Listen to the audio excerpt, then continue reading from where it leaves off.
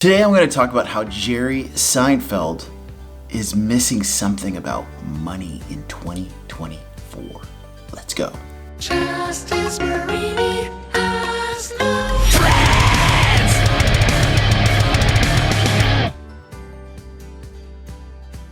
Okay, so I recently saw this reel that went somewhat viral where Jerry Seinfeld said, "When did everyone become so obsessed with money?"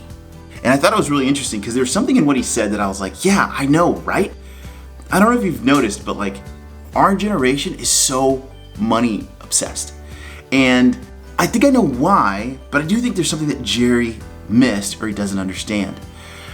There's something that happens when you get over the age of like 40 or 50 where you forget about the fact of you forget what it was like when you were in your 20s and your 30s. You just forget, and it's natural. You get kids, your work, all that stuff.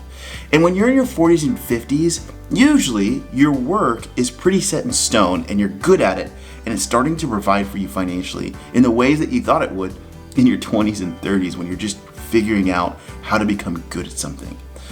But the reality is you forget what it was like back then, so you just remember what it is like right now. Now, Jerry Seinfeld said, why is everyone so obsessed about money? Number one, he's correct. We are so obsessed, and part of it is social media. Every time I go on Instagram, there's some bro, or not even some bro. Everyone is showing the highlight reel of their life. All of it. It could be the lady that has her own farm and it looks perfect. She has this amazing, modern farmhouse and she's got cattle and all this stuff, and you go, how could she afford to build that? Where'd the money come from?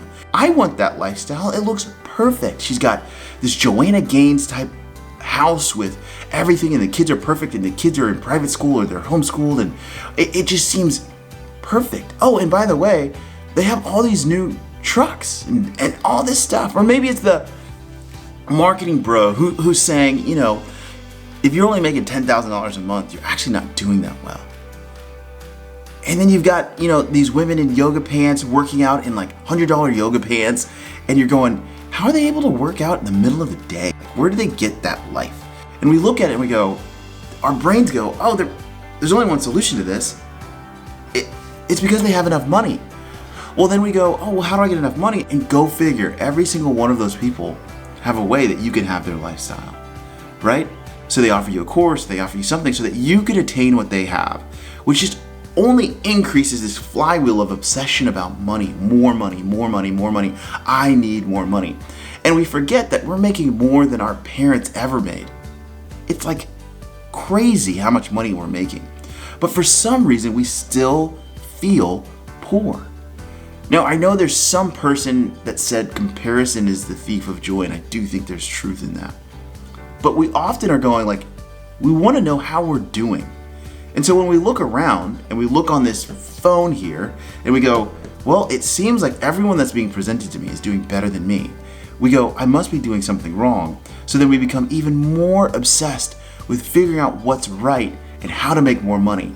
And then we lose more money, which then becomes this gambling thing where we start placing bets financially on things that are going to help us make more money, which end up making us lose more money. And now we're in this cycle of, oh my gosh, what have I done? Now here's the part that I think Jerry missed. You see, Jerry Seinfeld's show was at its peak probably in 1995. It ran till 1998. I think its pilot was in 1989. Now, inflation, just so you know, $1 almost in 1995, $1 then is now $2. That's a 100% increase in inflation. So when he says, why is everyone obsessed with money? Part of what he doesn't understand, because now he's 50 something, almost 60, is that everything is twice as expensive as it was. Like the grocery store bill is crazy. A single dude, a married man, could provide for his family, own a home, own a car, maybe two, on a salary, right? Now, he doesn't think about that because he doesn't have to think about inflation because he's like almost a billionaire, if not he is. And more power to him. I love it when I meet not mean. I love it when I find out how people became wealthy. I absolutely love it. I'm not one of these people that looks at Jeff Bezos and all these people and go, all these greedy billionaires with their private jets. I'm like, I hope everyone gets one. I want one. Who doesn't want a private jet? I flew on one and I instantly was like, how do I get one of these? But the reality is, there's something that Jerry and also like Dave Ramsey and all these guys, they don't get. Is that things are so expensive, so our dollar doesn't go nearly as far. I can go to the grocery store, and just a few years ago, what was $300 is now $400 to feed my family for 1 week of groceries. And so we're looking around at our lives and going, I will probably never own a home. That's what some guy told me at the gym. He's in his 20s, and he's looking around and going, I'm probably never going to own a home. And if you think this guy was lazy, he's a diesel mechanic in his 20s. He's working his tail off. And he's going, yeah, I'll probably never own a home. And if you think I live in some city center, like big city, and it's like, move out of there and you can afford a home. No, I live 30 minutes outside of Atlanta. In a town that, yes, it's growing, but it's not like some massive city. Think about that.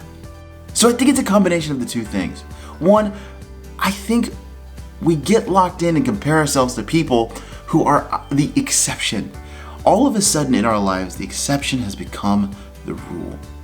Where we look at a guy with a Lamborghini or a Bugatti, or we look at a woman who has the perfect life. She lives on the beach in like Australia and has a farm somehow and is living this exceptional life, and we go, that must be everybody. When really, it's not. I often will tell people, like, when they start talking about what they don't have or what life is like, I'll go, you haven't been to Walmart in a while, have you? And I don't say that in a demeaning way, but if you go to a store where the majority of America shops, you will see what the majority of America is living like. And a lot of times, people like me who are in lower to middle class, we forget that the majority of America isn't in middle class. They're in lower middle class or below that. And so when you see them, you go, oh, I'm actually doing pretty well. I should probably help more people and not look at the extreme exception. I remember one time at church, this guy came and talked about porn actors. I know, you didn't think it was going this way. But he talked about how when someone gets addicted to pornography, they're addicted to watching, one, somebody else having sex, which is kind of weird. But two, you're looking at people who are the exception in every way. Their body is the exception. That's why they were selected. It's because they're exceptional, meaning they're the extreme version of a person. And then all of a sudden our world thinks, because our world is addicted to pornography, we try to look like them. Cosmetic surgery, all of that is geared to look like a porn star. And they are not the normal person, right? And so in the same way, we become addicted to people who are the exception, who through hard work probably, or getting lucky, or both, have some really cool stuff. And then we go, I need to be like them, instead of being content with everything that we have right now. Number two is, it actually is harder. Everything is more. Everything is more expensive.